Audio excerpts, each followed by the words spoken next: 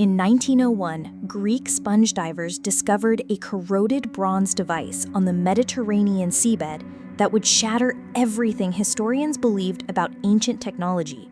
A machine so sophisticated it shouldn't have existed for another 1,500 years. What they pulled from the depths of the Antikythera shipwreck was humanity's first analog computer, crafted with precision that rivals modern Swiss watchmaking, yet built over 2 millennia ago when the world still believed the Earth was flat. The mysterious mechanism, no larger than a shoebox, contained at least 37 meshing bronze gears arranged in a complexity that defied every assumption about ancient Greek capabilities. When archaeologist Valerios Stais first examined the corroded mass in the National Archaeological Museum of Athens, he noticed something that made his blood run cold: the unmistakable outline of a gear wheel embedded in what appeared to be ancient rock. This wasn't supposed to be possible. The earliest known gear mechanisms weren't invented until the 14th century, yet radiocarbon dating placed this device firmly in the 1st century BCE. For decades, the Antikythera Mechanism sat in museum storage, dismissed by scholars who couldn't reconcile its existence with accepted historical timelines. But in the 1950s, when Derek J. DeSola Price began his intensive study using X-ray photography, the truth emerged in horrifying clarity.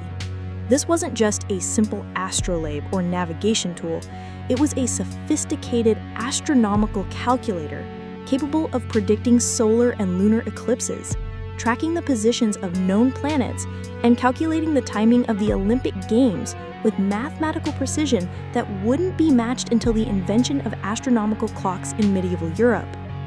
The mechanism's front dial displayed the Greek zodiac and the Egyptian calendar, while its intricate gear trains could calculate the Metonic cycle, the 19-year pattern when lunar phases repeat on the same dates. But perhaps most chilling of all, the device could predict eclipses using the ancient Babylonian Saros cycle, a calculation so complex that it required understanding patterns spanning 223 lunar months. Someone in ancient Greece possessed mathematical knowledge that historians claimed didn't exist for another millennium. Recent CT scans and 3D modeling have revealed even more disturbing details. The mechanism contained a sophisticated differential gear system, technology that wasn't rediscovered until the 16th century. Its bronze inscriptions, written in microscopic Greek text, reference astronomical phenomena with a precision that suggests its creators had access to observational data spanning centuries. Yet, according to everything we know about ancient Greek civilization, such advanced mechanical engineering was impossible. Who built this impossible machine? How did ancient craftsmen achieve such mechanical sophistication without the tools and knowledge we thought were necessary? And perhaps most unsettling of all, if the Greeks could create such advanced technology over 2,000 years ago, what other ancient achievements have we completely misunderstood? The Antikythera Mechanism stands as proof that our ancestors possess capabilities that modern science is only beginning to comprehend, leaving us to wonder what other impossible artifacts lie hidden beneath the waves of time. If these impossible artifacts from our past have left you questioning everything you thought you knew about human history, subscribe to Dark Dimensions X, because the ancient world's most terrifying secrets are just beginning to surface.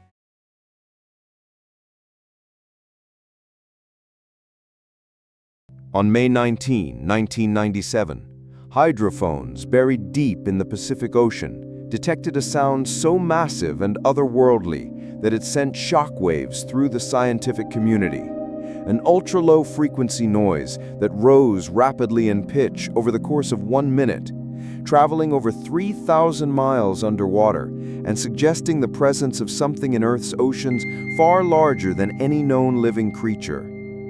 The National Oceanic and Atmospheric Administration dubbed it the Bloop, and for years it haunted marine biologists with one terrifying question: what could possibly be enormous enough to generate such a sound? The hydrophone arrays that captured the Bloop were originally installed by the US Navy during the Cold War to track Soviet submarines, but they had become invaluable tools for marine research. When Dr. Christopher Fox and his team at NOAA's Pacific Marine Environmental Laboratory first analyzed the recordings, they realized they were dealing with something unprecedented. The sound's frequency profile matched that of a living creature, but the sheer volume and range suggested an animal that would dwarf even the largest blue whale by hundreds of times. Blue whales, the largest animals ever known to exist, produce calls that can travel roughly 500 miles underwater. The bloop traveled over 3,000 miles, indicating a source of unimaginable size lurking in the darkest depths of our planet's most unexplored frontier. The sound originated from a remote point in the South Pacific, approximately 1,760 miles west of Chile, in waters so deep and isolated that less than 5% of this region has ever been explored by human technology. What made the bloop even more disturbing was its unique acoustic signature. Unlike the steady rhythmic calls of known marine life, this sound rose dramatically in frequency over approximately 1 minute, a pattern that suggested rapid movement or sudden biological activity from something massive. Marine acoustics experts compared it to the vocalizations of whales and other marine mammals, but the scale was beyond anything in the fossil record. Even the prehistoric Livyatan melville, a 60-foot predatory whale, couldn't have produced such a far-reaching call. For over a decade, the bloop remained one of the ocean's most unsettling mysteries. Theories ranged from undiscovered species of colossal cephalopods to remnant populations of massive marine reptiles that somehow survived extinction. Some researchers suggested the sound could have originated from an unknown species of whale far larger than any previously documented, while others proposed more exotic explanations involving underwater geological phenomena or even extraterrestrial activity in Earth's oceans. The timing of the bloop's occurrence only deepened the mystery. It was detected just once, never to be heard again, despite continuous monitoring of the same region. This single occurrence suggested either an extremely rare event or the presence of something that deliberately remained hidden in the ocean's most inaccessible depths. The fact that our planet's oceans remain 95% unexplored meant that virtually anything could be lurking in the abyssal darkness, generating sounds that challenge our understanding of marine life and the limits of biological possibility. As marine biologists continued their investigations, one question haunted every researcher who studied the bloop recordings. In the vast, unexplored depths of Earth's oceans, what colossal presence had announced itself so dramatically, then vanished forever into the eternal darkness below?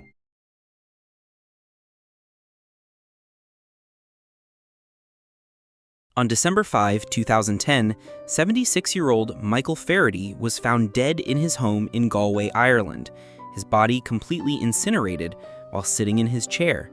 Yet the room around him remained virtually untouched, with only scorch marks on the ceiling and floor directly beneath him.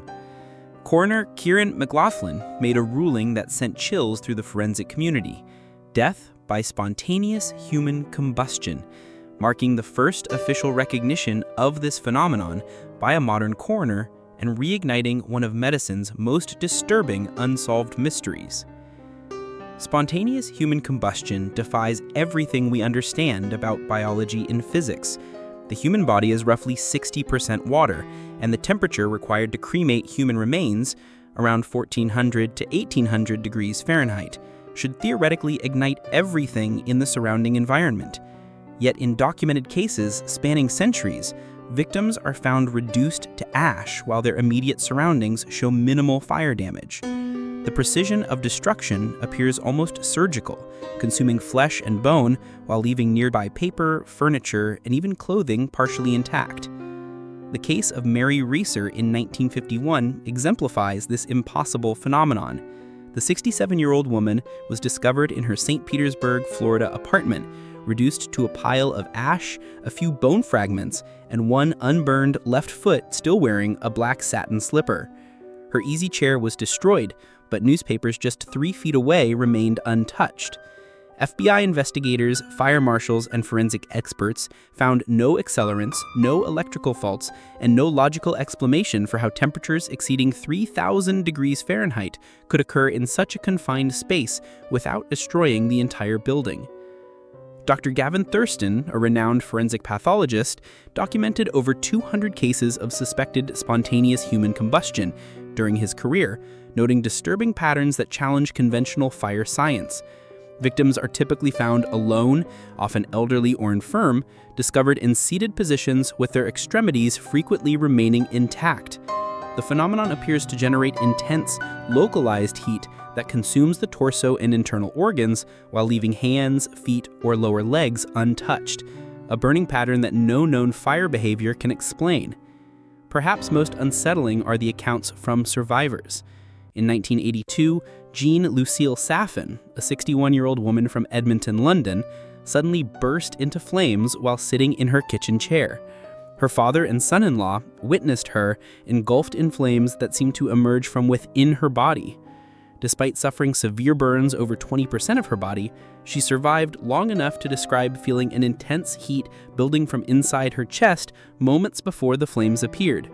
She died 8 days later, but her testimony remains one of the few first-hand accounts of this terrifying phenomenon.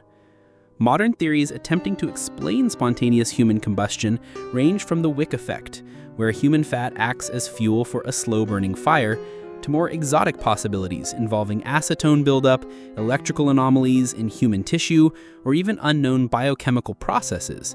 Yet none adequately explain the localized nature of the destruction or the temperatures achieved. The phenomenon continues to occur roughly once or twice per year worldwide, documented by coroners and fire investigators who find themselves confronting a mystery that science cannot definitively solve. What terrifies researchers most is not just the inexplicable nature of these deaths, but their apparent randomness, the possibility that under certain unknown conditions, the human body might simply ignite from within.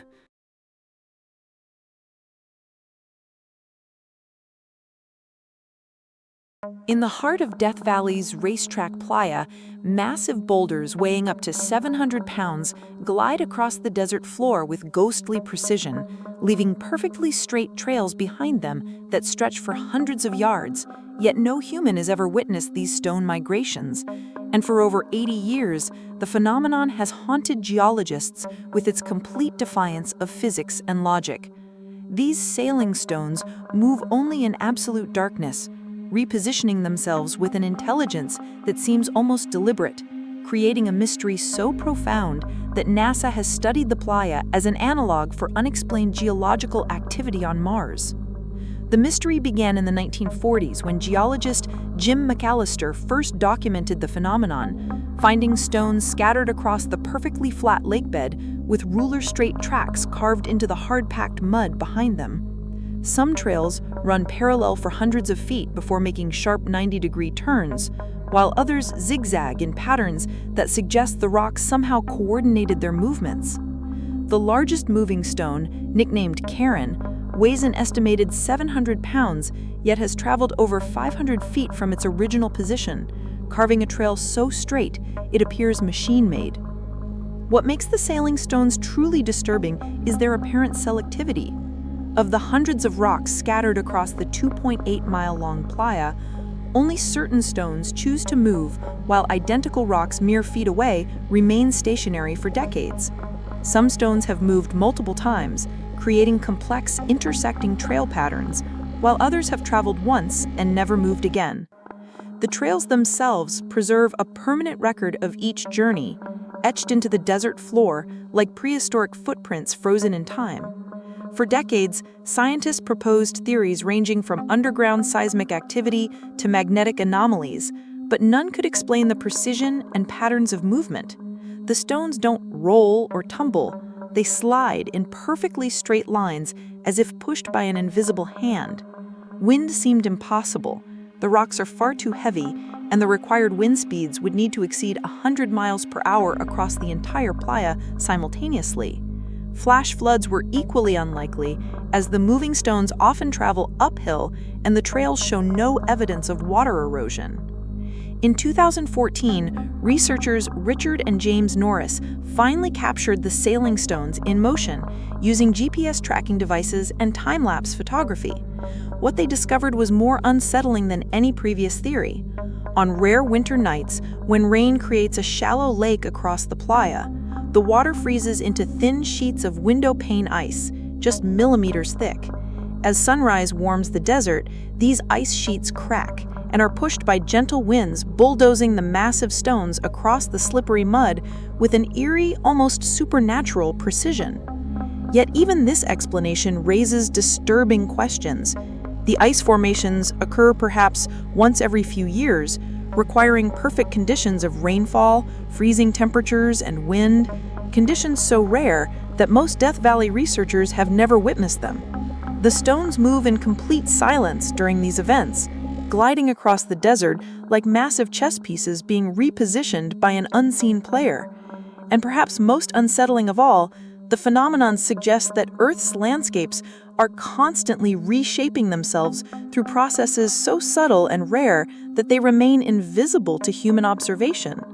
The sailing stones remind us that even in our most studied environments, forces beyond our understanding continue to operate in the darkness.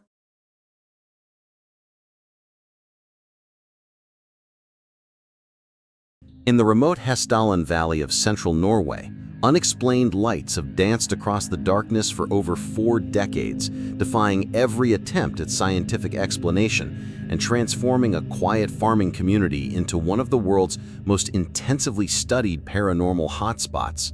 Yet after thousands of documented sightings, millions of dollars in research funding, and continuous monitoring by international teams of scientists, the lights continue to appear with clockwork regularity, as mysterious today as they were when they first appeared in 1981.